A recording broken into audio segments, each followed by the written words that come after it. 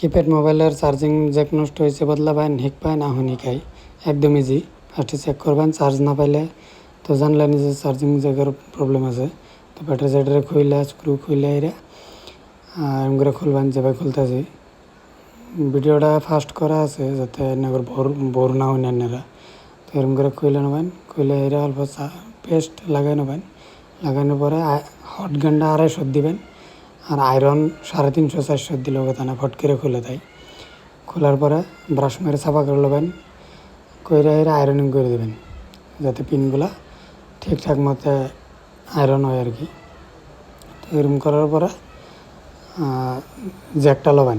জ্যাকটা লওয়ার পরে জ্যাকের যেটি পিন আছে ওই পিনটি অল্প সোল্ডারিং আয়রন দিয়ে এরা সোল্ড করে নেবেন যাতে ফট করে এই লাগে আর কি, একটা আরেকটার লাগে জয়েন হয়, যাতে প্রবলেম না হয়ে পড়ে। তারপরে এরকম করে হিট করে এরা এগেন জ্যাকটা বহাই দেবেন।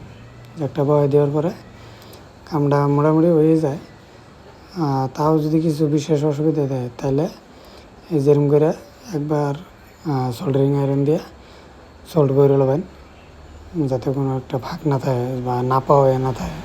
তো এরকম করে দেখবেন একবার লাগে, যদি পাইলেও ওকে আছে। তারপরে এরকম করে ফিটিং করে কাস্টমারে দিয়ে দেবেন। একটা জ্যাক বদলাইলে 100 টাকা করে পাওয়া যায়। তো যদি 5টা-6টা বদলেন তাহলে 500-600 পাওয়া যায়। তা এরকম করে কামই করার প্রতি গুরুত্ব দিন, না খাই মরণ রাখবে না, চলে হবেন। এরকম করে দেওয়ার পরে কাস্টমারে দেবেন। আর আমার ভিডিওগুলো যদি ভালো লাগে তাহলে লাইক করে সাবস্ক্রাইব করে চ্যানেলটার সাথে থাকবেন। Thank you.